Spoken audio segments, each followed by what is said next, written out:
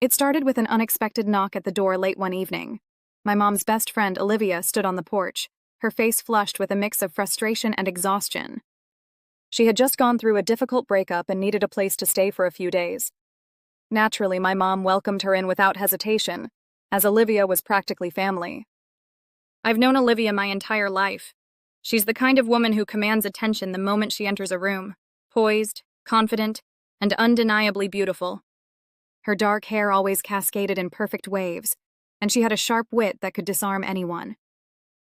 But that night, she looked vulnerable, almost fragile. It was a side of her I'd never seen before. As the days went by, Olivia began to settle in.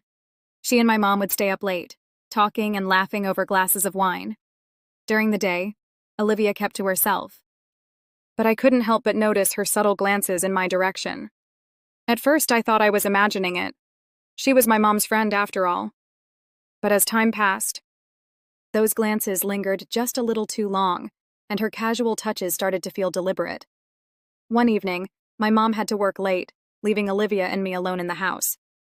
I was in the living room, scrolling through my phone, when she walked in carrying 2 glasses of wine.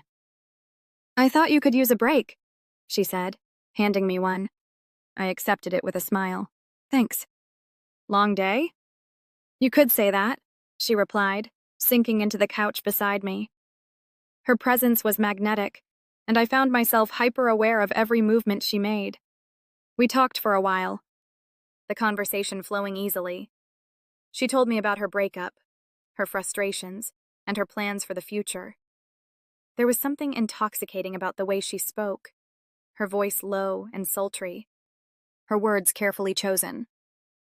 I felt a warmth rising in me that I couldn't explain, and it wasn't just from the wine.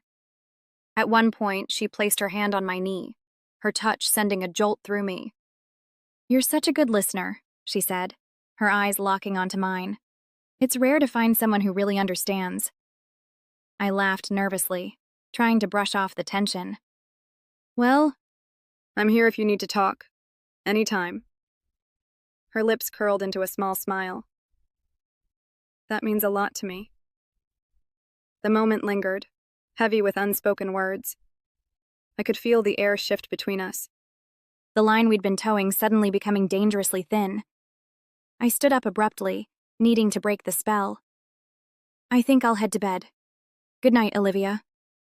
She looked up at me, her expression unreadable. "Good night," she said softly. That night, I lay awake, my mind racing. I couldn't shake the feeling that something had changed between us, that the boundaries of our relationship had blurred in a way I wasn't prepared for. I told myself it was nothing, just a fleeting moment of vulnerability. But deep down, I knew better. The next morning, Olivia was back to her usual self, charming and composed, as if nothing had happened. But I couldn't help noticing the way her eyes lingered on me when she thought I wasn't looking, or the way her laughter seemed just a bit more directed at me than at anyone else. It was maddening, this dance we were doing, and I didn't know how much longer I could resist. One afternoon, while my mom was out running errands, Olivia found me in the kitchen. She leaned against the counter, watching me as I prepared lunch. "You're quite the chef," she said, her tone playful. I chuckled. "I wouldn't go that far, just making something simple." She stepped closer, her presence overwhelming. "Sometimes simple is best," she murmured, her eyes fixed on mine. My heart raced as she reached out to tuck a stray strand of hair behind my ear. Her touch was light, almost teasing, and it sent a shiver down my spine. "Olivia," I began, but she cut me off. "Don't," she said, her voice barely above a whisper. "Don't overthink this." Before I could respond, she closed the distance between us, her lips brushing against mine. The world seemed to stop in that moment, everything else fading away. It was wrong, forbidden, and yet I couldn't bring myself to pull away. When we finally broke apart, she looked at me with a mix of longing and uncertainty. "I've wanted to do that for a while," she admitted, her voice trembling slightly. I took a step back, my mind a whirlwind of emotions. "Olivia, we can't. This isn't right." "I know," she said, her eyes glistening. but I can't help how I feel. The days that followed were a blur of stolen glances and suppressed emotions. We tried to act as if nothing had happened, but the tension between us was impossible to ignore. Every moment alone together felt charged, every brush of our hands a reminder of what we were trying so hard to deny. One evening, after my mom had gone to bed, Olivia found me on the porch. She sat beside me, her presence both comforting and unsettling. "I can't keep pretending," she said, her voice breaking the silence.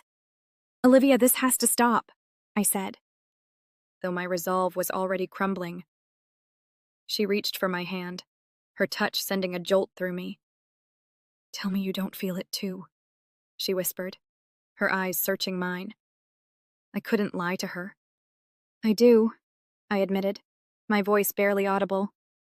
"But that doesn't make it okay." She leaned closer, her gaze intense. "Sometimes the right thing and the easy thing aren't the same." Her words hung in the air, heavy with meaning. I knew she was right, but it didn't make the decision any easier. My heart and my mind were at war, each pulling me in a different direction. In the end, I stood up, needing to put distance between us. "Good night, Olivia," I said, my voice shaking. "Good night," she replied, her tone filled with a sadness that cut deep. The following days were agonizing. I avoided being alone with her, trying to rebuild the walls that had crumbled so easily. But no matter how hard I tried, I couldn't erase the memory of her touch. Her kiss, the way she looked at me as if I were the only person in the world. And then, one fateful night, everything changed. My mom was out of town for a conference. Leaving Olivia and me alone in the house, I told myself I would stay in my room, avoid temptation at all costs. But when I heard a soft knock on my door, my resolve shattered. Olivia stood in the doorway, her expression both vulnerable and determined. "I can't do this anymore," she said, stepping inside. "I can't keep pretending I don't feel this." I tried to protest, to push her away, but the words caught in my throat. She crossed the room in an instant, her hands cupping my face as she kissed me with a passion that left me breathless. This time I didn't resist. I couldn't. The night that followed was a blur of emotions: desire, guilt, longing, and everything in between. When the morning came, we both knew we couldn't go back to the way things were. The line had been crossed, and there was no undoing it. Olivia left a few days later, her presence leaving a void that was impossible to fill. We didn't talk about what had happened, but the memory lingered, a bittersweet reminder of a moment that changed everything. To this day, I don't know if I made the right choice. But one thing is certain. That night, Olivia taught me that some lines, once crossed, can never be redrawn.